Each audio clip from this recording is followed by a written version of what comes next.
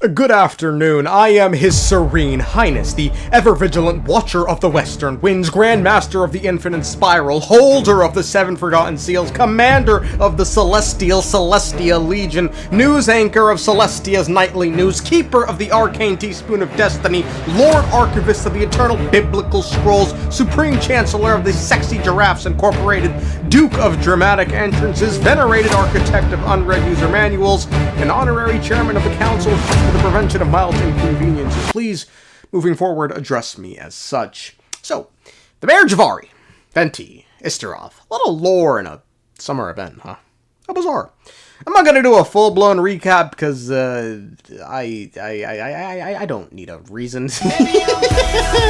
I'm not gonna talk about the Marriage of Ari all that much in this video, no. Instead, I wanted to focus on something I found a lot more interesting. That being Venti's relationship with Istaroth. Folks, if you really look into it, it's an odd one bordering on nonsensical. What do I mean? Well, let's look at Venti's story and dissect them. Long, long ago, time began to write the story of this world. To her, all living beings were equal, both in their value and in significance. Like an ancient scroll, she engraved upon her memory all people, all events, all encounters, and I fucking hate that I skipped that last part, man. I swear it was a misclick. Anyway, so far, everything he's saying here makes complete sense. He's telling us Istaroth knows a lot about history. As the one with dominion over time, Istaroth writes the story of the world. This isn't really new information, as depending on your interpretation of who them are, Renova suggests as much directly to Istaroth. And you, Istaroth? Why did you bestow history upon them? I had to find some way to pass the time, did I not?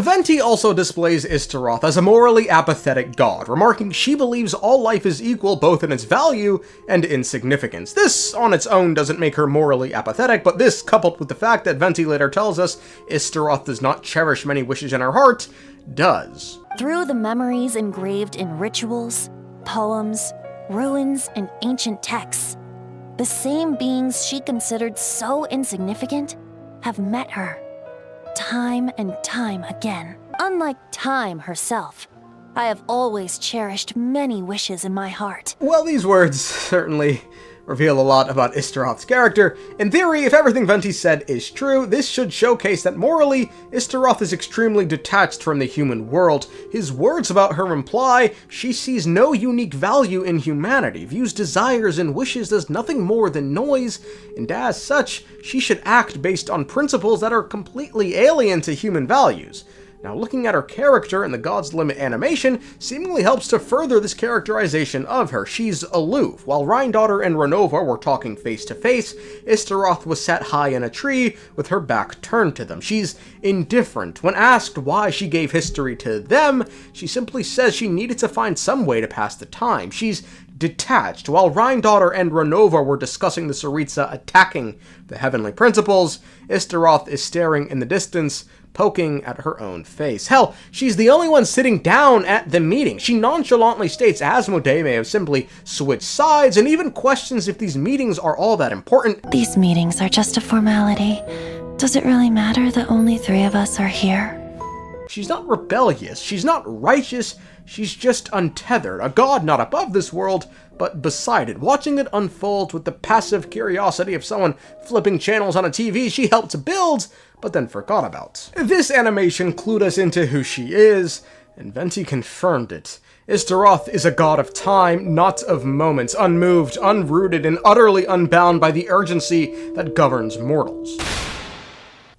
But something's wrong with this. There's an old saying that's my parrot used to say to me, when observing politicians, pay attention not to what they say, but rather what they do. That'll tell you where they really stand, who they really are. So while we've seen all these words about how Istaroth is uncaring and unbothered by humans or, well, life itself, her actions are in complete opposition to this characterization. She was the sole shade who helped the people of Onkanomiya. She heard their cries, their wishes, and bestowed unto them the knowledge to create the Dainichi Mikoshi, a second son. She aided Makoto in creating the sacred Sakura, a tree that cleanses Inazuma ley lines of abyssal corruption, and most befuddlingly, Despite Venti, again quite literally stating time doesn't cherish many wishes in her heart, she baffingly gave Venti parts of her power and authority after hearing his wishes. Hearing my wishes, she entrusted me with fragments of her power and authority. What's even more confusing about this is the timeline in which all this took place. For instance, I see people stating Venti used Istaroth's power when he blew the Mare Javari off the timeline, comparing it to Mawika using Renova's power, but that's just wrong. Venti states he had a chance encounter with Istaroth while he was but an Animo spirit, which means this encounter between the two and Istaroth sharing her power and authority with Venti took place more than 2,600 years ago.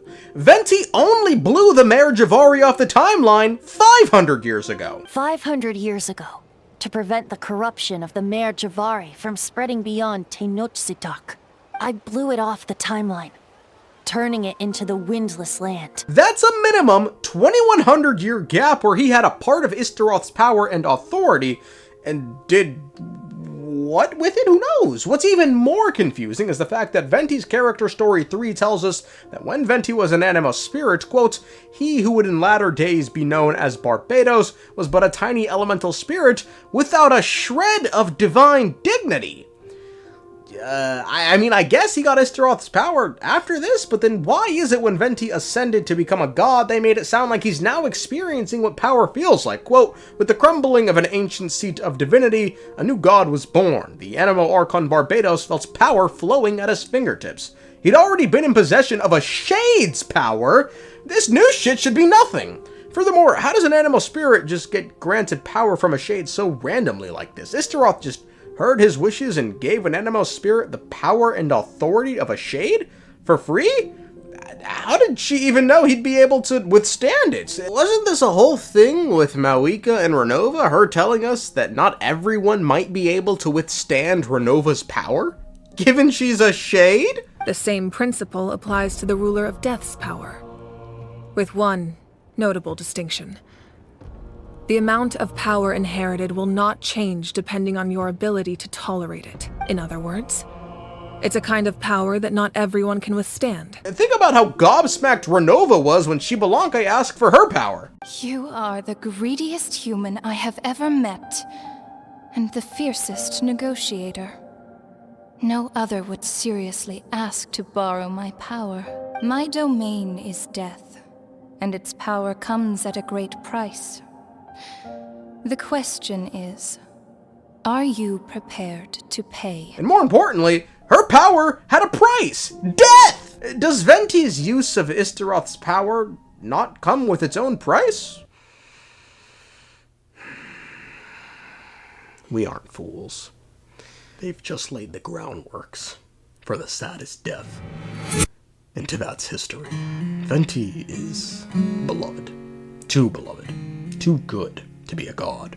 You know who else was beloved? Too good to be a member of their group? The Captain Capitano. And look at the fate he met. Venti is going to succumb to the same fates. The price of acquiring great power must be equally great in return. If the price of obtaining the Shade of Death's power is death, then could it be the price of obtaining the Shade of Time's power is time? Is Venti losing time?